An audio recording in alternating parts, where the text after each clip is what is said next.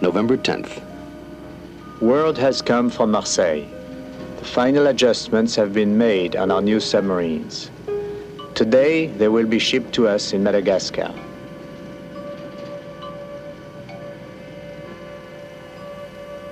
The historic dockyards of Marseille are witness to the transfer of two vessels whose exploits may one day make a major contribution to the science of oceanography.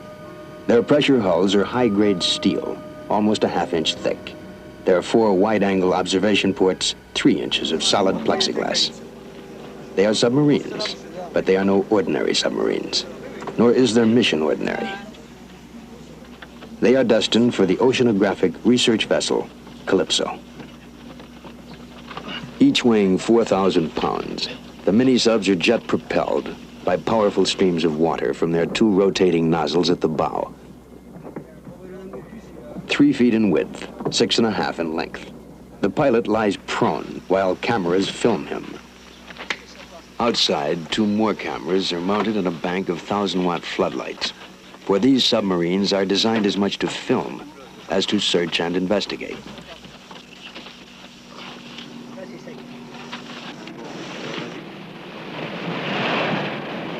Our one-man mini-subs were spawned from Denise, the 2-man diving saucer we constructed in 1959. Denise was small and maneuverable, but we wanted even more maneuverability. Denise was slow and limited to 1,000 feet. We wanted more speed and twice that depth. So we created a new submarine with a smaller and stronger hull and sophisticated miniaturized machinery, the mini-sub. By using 2 mini-subs at the same time, safety will be increased, and they will carry cameras and lights to film each other in action. After 6 years of design, construction, and testing, we're ready now. January 14th. Calypso steams toward Europa in the southern Indian Ocean, a tiny island 200 miles west of Madagascar. 2 projects take them to Europa. One is to study the mating grounds of the great green sea turtle. Secondly, the island is a good location for testing the mini-subs. Dauphins! Les dauphins! Voilà les dauphins! Venez, venez! No matter how often we see them, when a large school of dolphins comes to race Calypso, we crowd the rail. The Loire enters the hatch to Calypso's observation chamber. It is in the bow, 10 feet below the waterline. Down here, we can clearly hear the squeaks and clicks of the dolphins.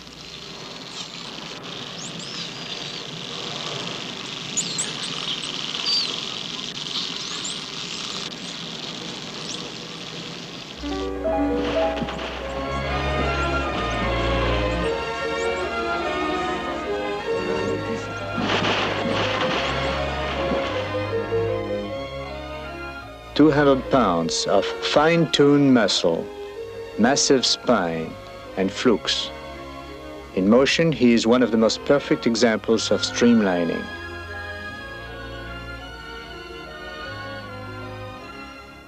Now, we are just watching the dolphins play with us.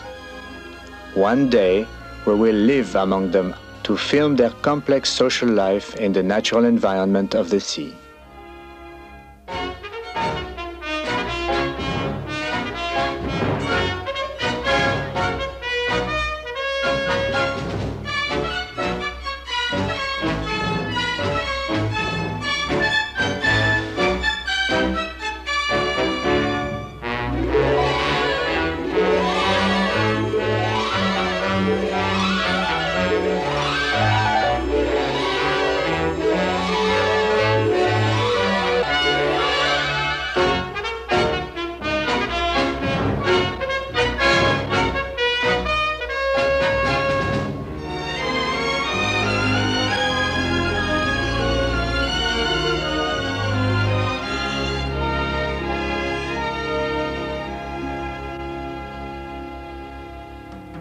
January 19th, Europa, 300 miles off the southeast coast of Africa. 6 miles in diameter, with a shallow brackish lagoon and miles of brilliant beaches. The charts are incomplete, but apparently there is a favorable test site for the mini-subs. Captain Maritano chooses his anchorage. Now, with the ship firmly secured after a bouncing week at sea, the turtle-like subs must be stripped and every element inspected and retested. Designed by the Cousteau team of scientists and engineers, each carries a cluster of sophisticated devices for propulsion, navigation, and life support. The motor that generates the jet streams is carried in the fiberglass framework outside the hull. So are the lead-acid batteries. In the event of leaking gases or engine fires, the pilot is safe from harm. 7 days have been scheduled to check out hull, motors, valves, batteries, and controls. There is ample time to start another search. Somewhere, in the waters beneath Calypso, is the mating ground of the green sea turtle.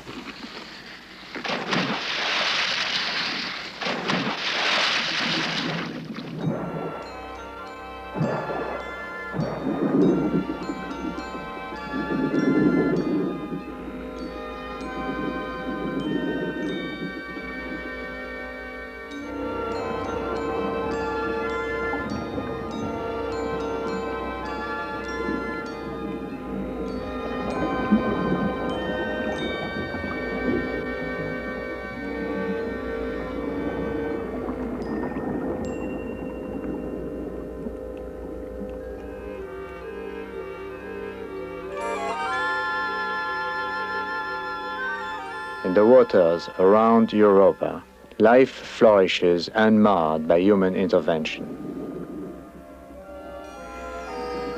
No one comes here to fish. No tankers dump their filth. The water is clear and unpolluted, the coral intact. Here, nature has struck a balance, and here it remains.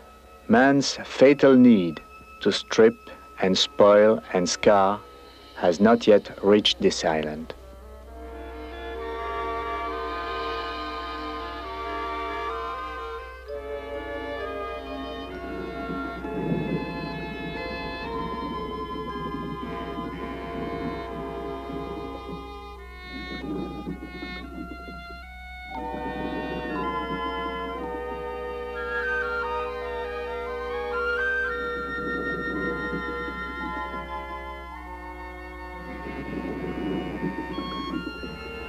Somewhere in this liquid paradise, there lies the love ground of the turtles.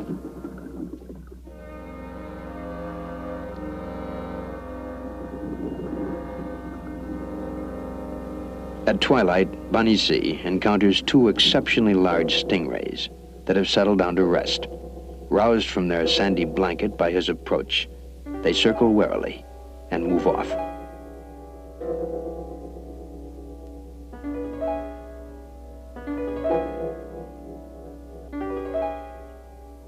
As Undersea swims round a coral outcropping to head off the rays, he is suddenly confronted by an incredible gathering of turtles preparing for their march from the sea. It is January 20th. Throughout the African summer, from November to April, the primitive, eternal, stirring in their blood brings them back to Europa. They come from Mozambique and Madagascar, from Obbia, Mombasa, and the shores of the Comoros, north along the trenches, south from their pastures on sunken reefs, all the way from far Cape Gardafui. Some will swim 1,000 miles or more before their journey is done.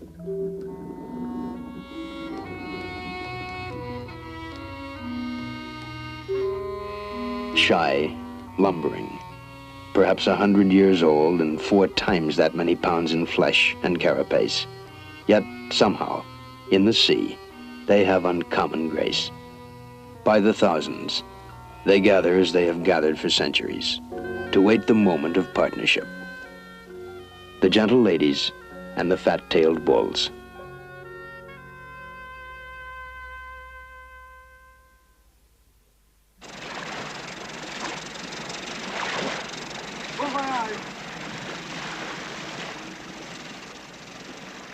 January 22nd. Verifications on the mini-subs are still keeping the technicians busy. Today, the divers will establish a base camp on the island to study the turtles when they come ashore.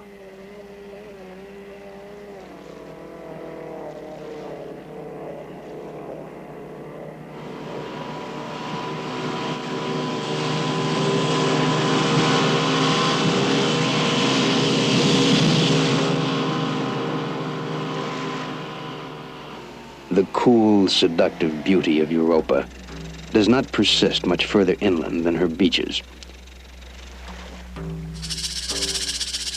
She is not hospitable to human life.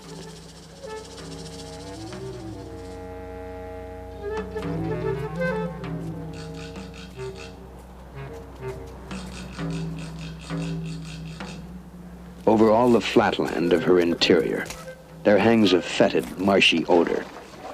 Her waters are undrinkable.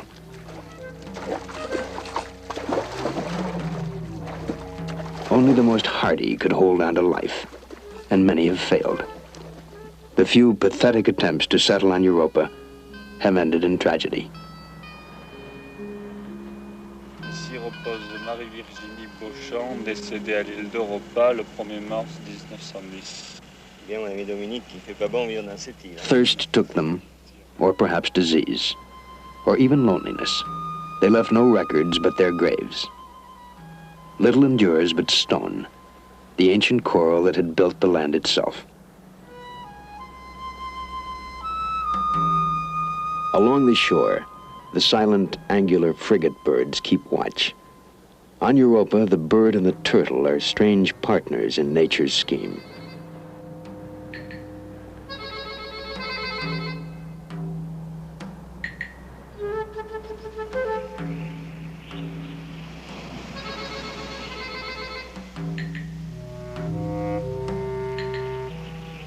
For most of the day, Falco, cameraman McKay, divers Soumillon and Undersea have trekked the island seeking the most popular nesting sites for the great sea turtles.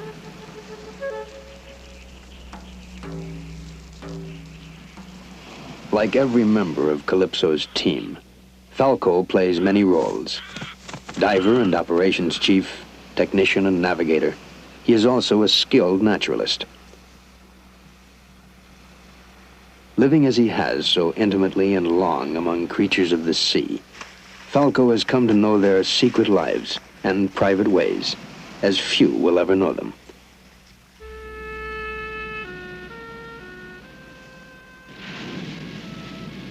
As the tide comes in, the great shells form a line, waiting their turn to come ashore, looking for an easy slope to climb.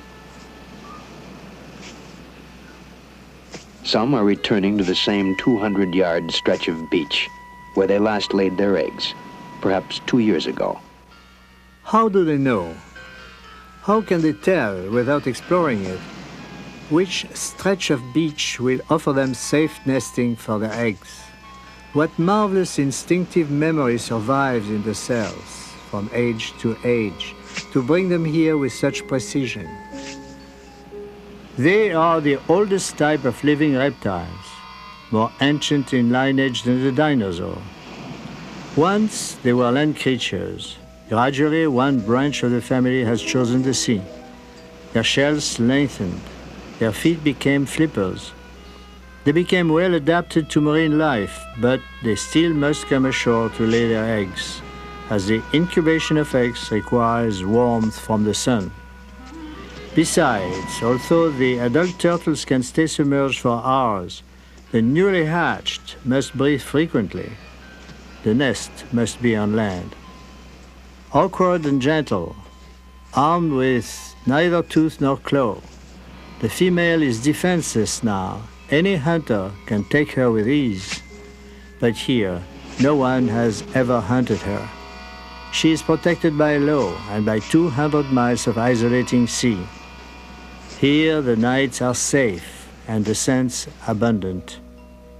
With her wide front flippers, first she digs a basin large enough to accommodate her. The sand she can't help flinging on the lenses of her eyes. is washed away by a steady flow of tears. The task demands an Olympian effort from creatures who have shed the muscle structure needed to carry their weight on land. Once the basin is prepared, the hind flippers begin to drill a cylindrical well. The eggs will be deposited there, well beyond the reach of coconut crabs.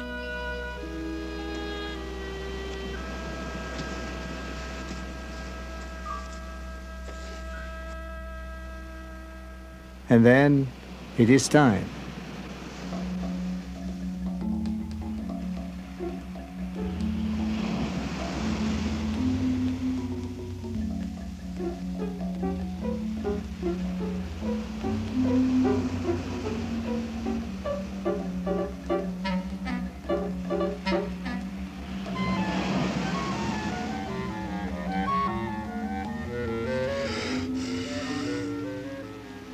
Each nest contains almost exactly 100 eggs.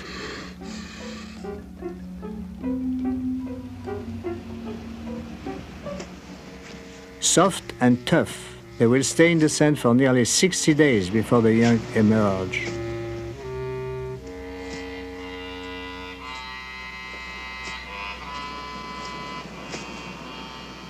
She has carried the promise of life many thousands of miles. This is why she has come, and this is why the frigate birds wait.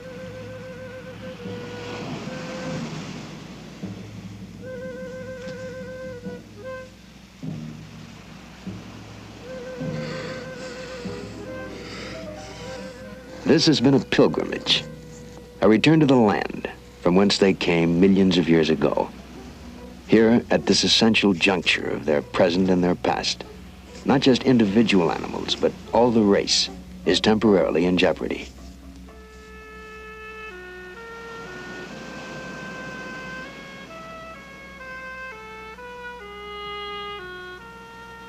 Often the labors last all night. She must return before the sun gets high. Caught away from the water, she will bake and die. Even if the sun is hidden by cloud, the immense effort of lifting her carapace to breathe will exhaust her.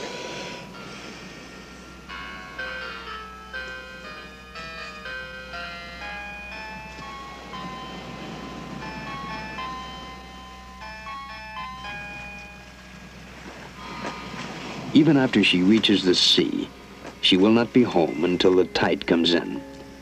She will wander among the coral heads, seeking a passage channel to the deep.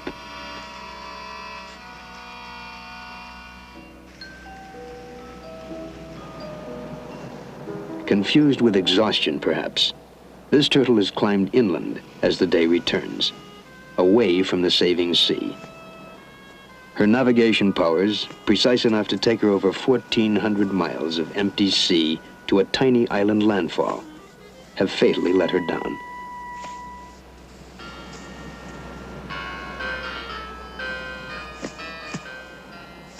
Another one has blundered into a route. She cannot walk backwards and is too weakened to just bulldoze ahead. Along the beach, there is grim witness to her future.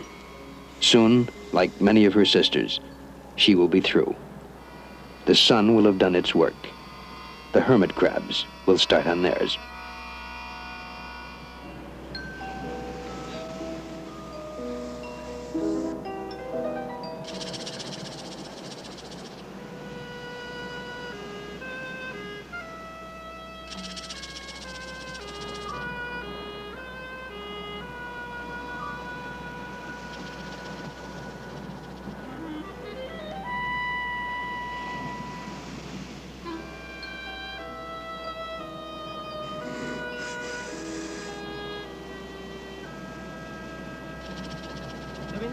Viens voir. Ah, elle a planté, hein? Oui, je crois. Attends, c'est ça.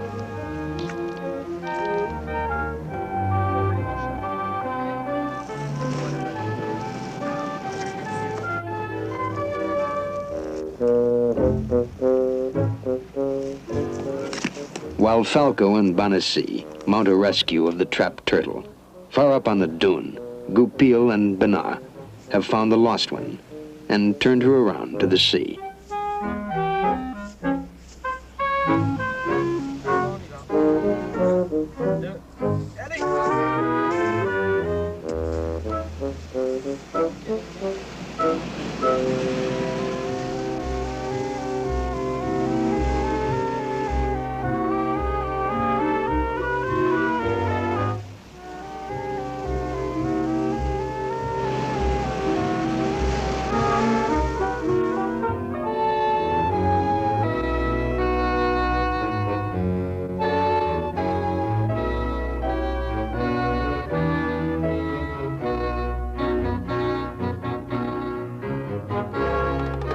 This species developed an original deferred childbearing scheme.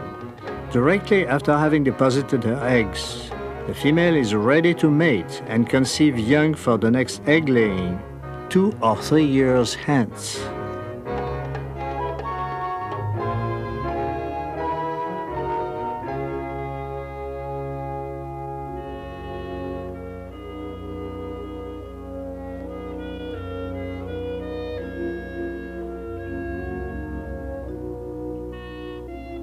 So courtship dances follow egg-laying, and the lady leads the reel. It is she who remains on watch for danger. It is she who decides when the pair will surface to breathe.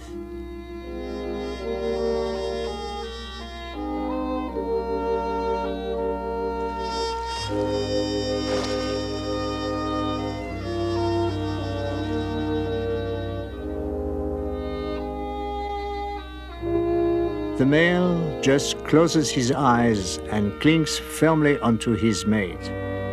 Then the partners go their separate ways.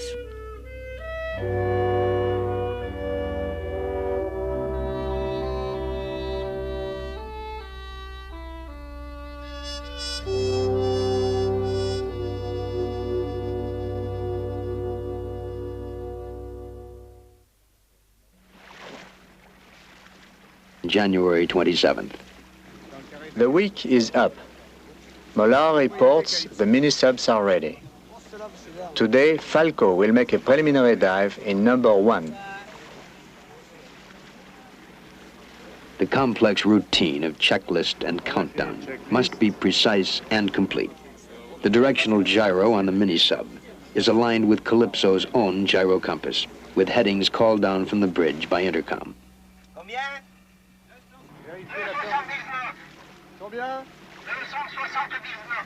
279. 280. Ça y est, 280? Oui, c'est bon, merci.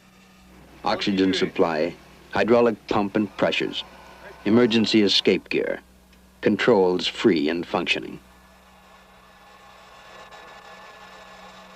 Vérifiez la liaison radio. Me reçois-tu à toi? Communications good.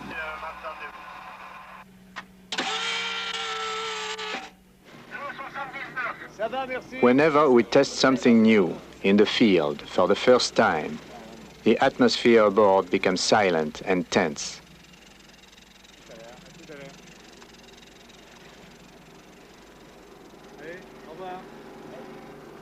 Falco and I have been together now for more than 15 years. I often feel I have delegated my eyes to him. I identify with his reports as if I had lived them. This is a moment when the full resources of Calypso concentrate upon a single focal point. Each man has his station, each his responsibilities. There are few orders, little talk of any kind. A final check on the line telephone before it is detached. At surface pressure, all is well. The hull is tight. Power is good. Sumion unshackles the last line.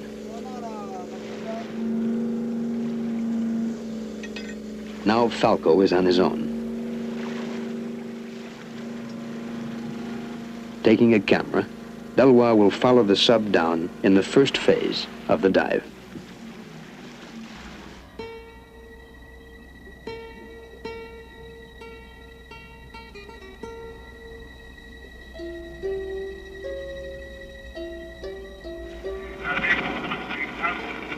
Bien reçu, bien reçu. Tu es bien pesé. Ça nous fait énormément The mood on the plaisir. sonar telephone is one of banter. So far, he is among old friends, and it is familiar territory.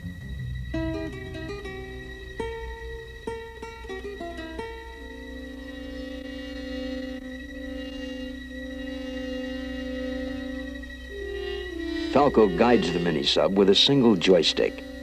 On it are mounted separate controls for power, sonar transmitter, tape recorder, camera start, and cine lights.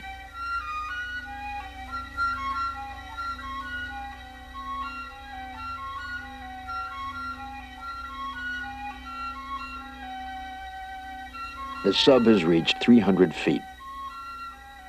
To arrest his descent at this level, he has released 2 of his 21 small lead weights. Each weighs 2 pounds.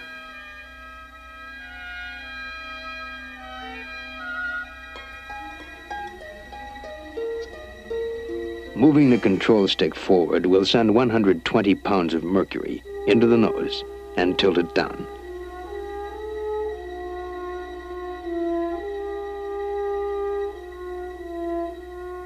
Now he descends more slowly, listening, checking. At 20 atmospheres, the total pressure on his capsule exceeds 1,200 tons. It is still cooling, shrinking, slowly dropping into the blackness.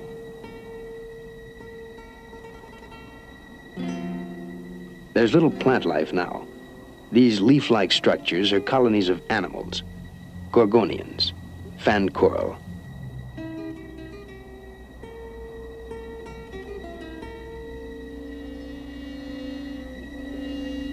At 660 feet, Falco reports to Le Bon. All is well. Est-ce que tu es arrivé au fond à toi? Cruising forward under the steady thrust of his 2 maneuvering jets, his lights make galaxies out of the plankton here.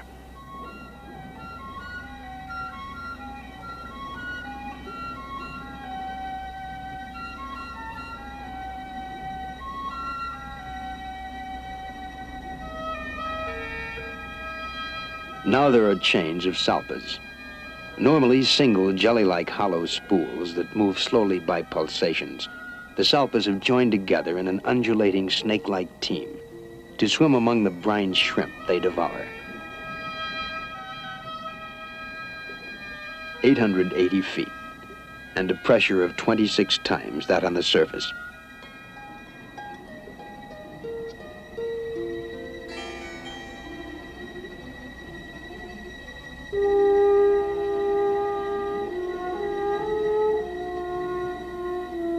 He will cruise a few minutes at this level.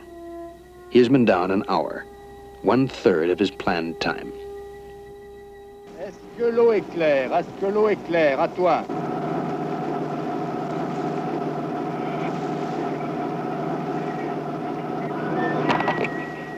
In mid-response, he is cut off. Le Bon listens and waits. If the sonar telephone has failed, perhaps the power has failed. Now they can only wait and trust in the cool head of the man below. In utter blackness, he must release his ascent ballast and float without power back to the surface.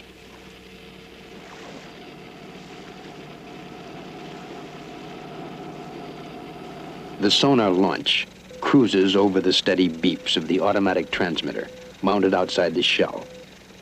8 minutes pass.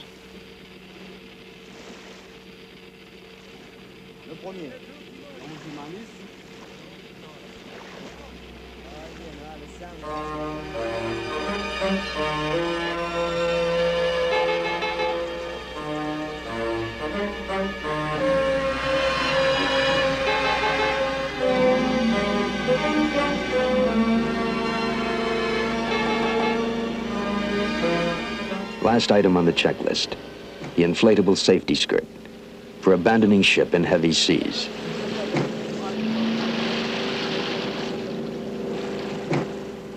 Despite the tension of a power failure at the bottom, Falco pursues the routine to the end of the test.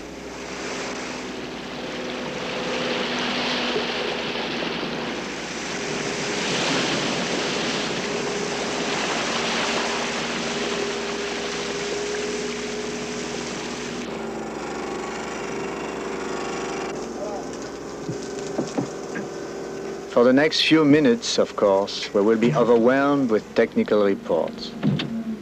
But a vivid, direct account from Falco is what I am really waiting for. Falco reports to Captain Cousteau and to Jean Mollard, the mini-sub's chief engineer. J'ai mis sur caméra numéro 1, j'ai mis la première lampe en route, j'ai commencé à filmer, ça se passait très bien. J'ai mis un peu de bas, je donnais un petit coup. On apprend, et c'est parti de là.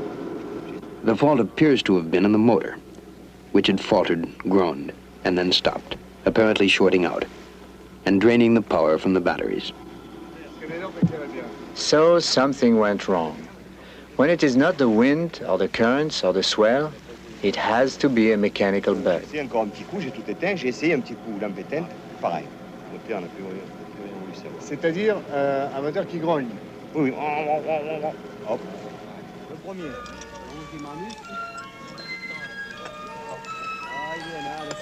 The offending motor is pulled, and through the night the engineers track down and correct the failure.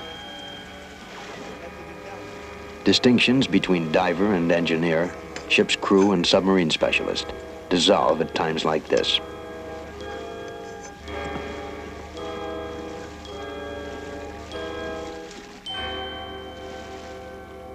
By dawn, both subs are ready. January 25th.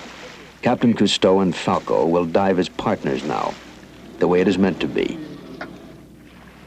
Cousteau enters mini-sub number 2 at 7:04 that morning.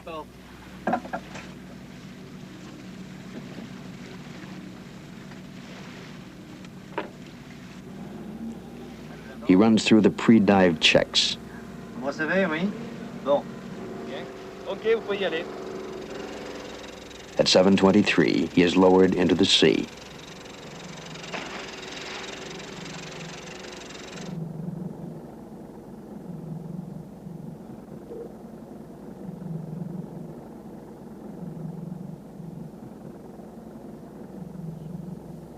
The divers run smoothly through their drill. Release the sling, clean the windows, visual check with the pilot, and then release the telephone cord and the nylon safety line. At 7:29, Falco, his checklist already run, enters number 1, and 1 minute later follows his captain into the water.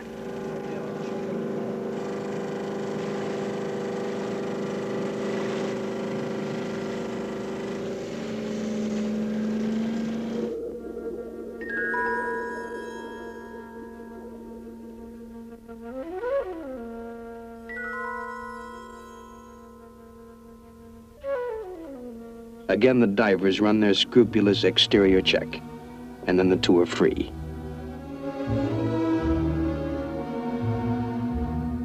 Now, as we descend together, all the troubles of our 6 years' work are well repaid.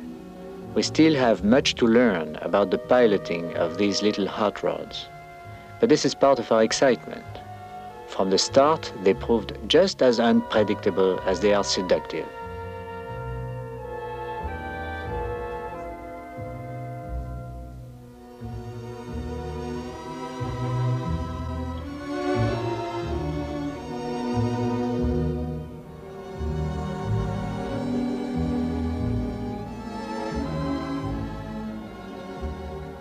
Like the gentle meeting of champagne goblets, the mini-subs touch in quiet salute. The testing is completed. Now their career can begin.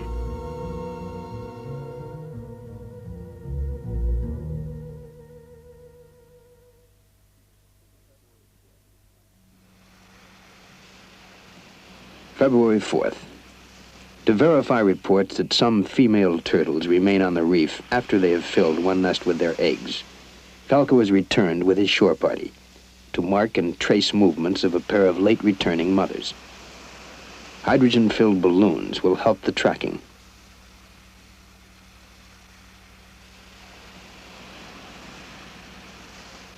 The shell, like fingernails, contains no nerves.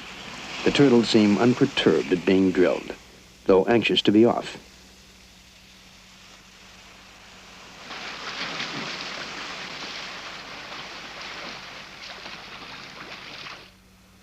One of the balloons goes straight to the open sea and starts a deliberate northbound journey. This turtle, it seems, is through with her egg-laying task.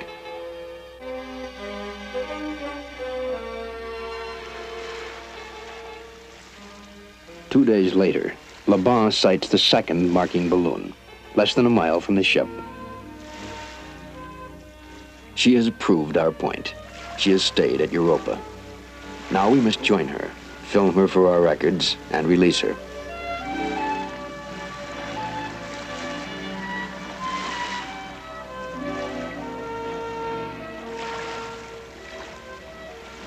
Delois goes down with Soumia to photograph.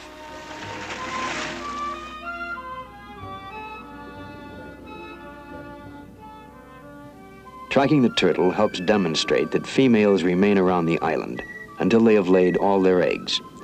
They may make as many as 5 trips to the beach in one single season and leave behind as many as 500 eggs.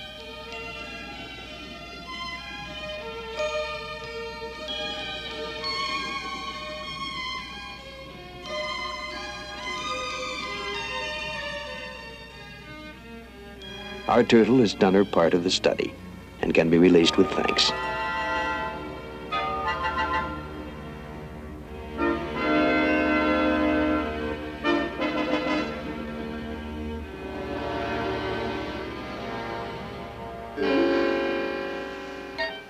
February 8th.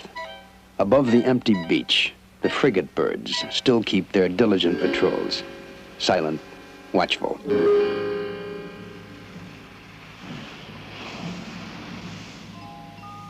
The babies have hatched some hours before and climbed to just below the surface of the sand, their shells still soft as leather. At some unknown confluence of signals, heat and humidity perhaps, they break out. Immediately they sense the right direction and begin their short, critical march to the sea.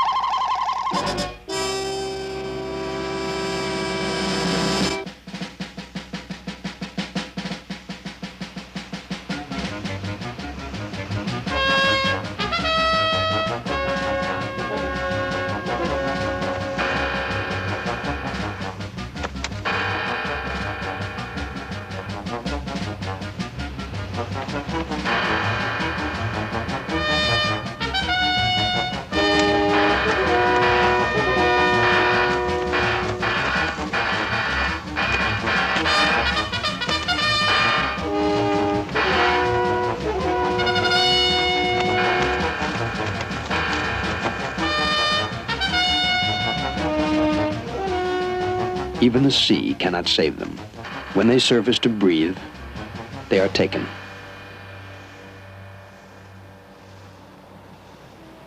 Unless they hatch at night, when the frigates cannot see them, or in storms when the wind has driven the birds inland, they stand no chance. Of the more than 100 hatchlings in this nest, apart from those in Falco's canvas sack, the number of survivors is 0.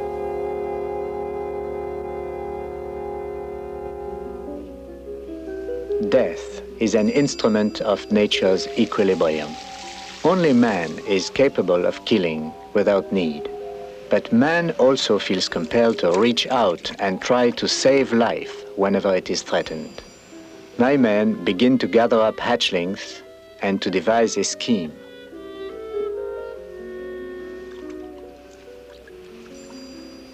No one knows exactly how they sense the direction of the ocean, even when it is out of sight. Their seaward drive seems inexhaustible. Few obstacles deter them. They can survive a week of this struggle without food, although in nature it is seldom more than minutes till they reach their goal.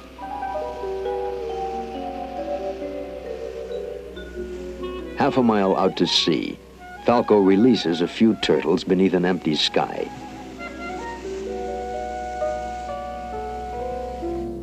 Photographed from below, the hatchlings plunge, surface to breathe, and plunge again. It seems safe.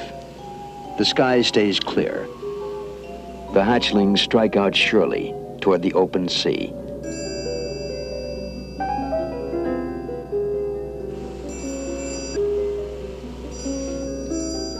Less than 2 minutes later, shadows swoop above them.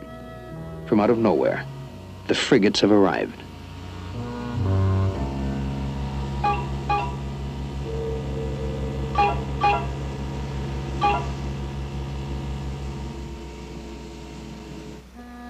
For the few tired survivors of this nest, Falco prepares another pool, closer to the water. He will protect it from the frigate birds till nightfall, and then release them.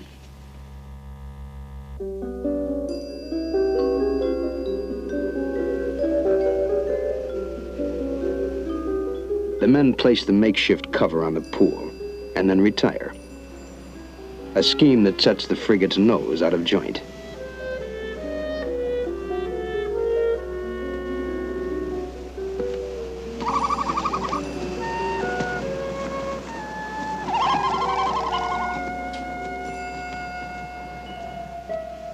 Night.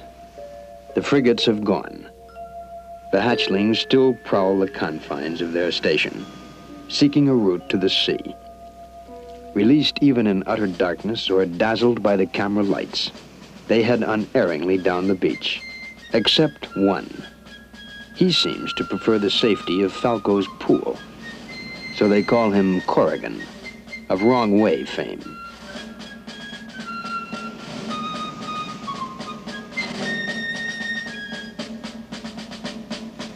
Finally, Corrigan pauses and seems to sniff the air.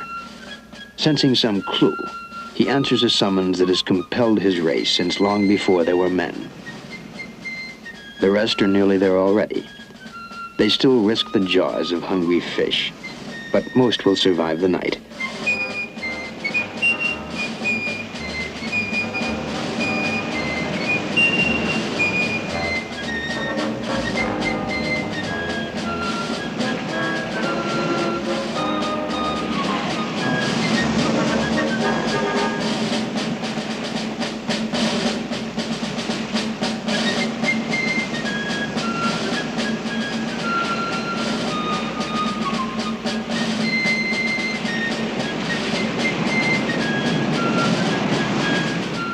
Corrigan, still headstrong, encounters a lady old enough to be his mother.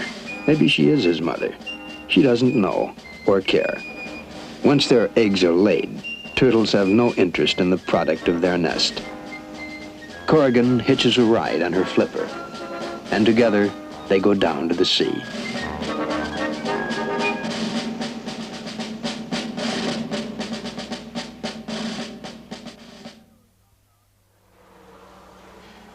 These little fellows are now exactly 6 weeks old.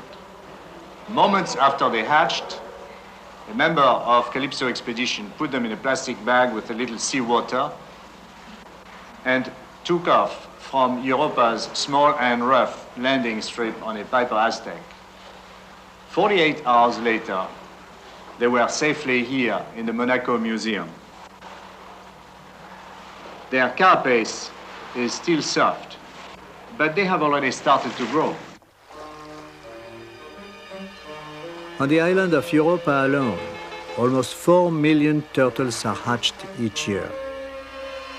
Most are doomed, harvested by the birds.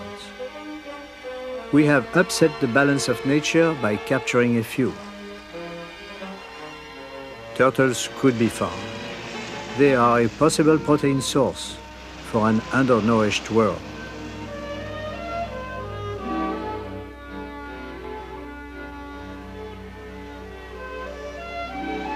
In most areas, man has hunted the green turtle almost to extinction, sometimes very cruelly. The species is almost everywhere in real danger.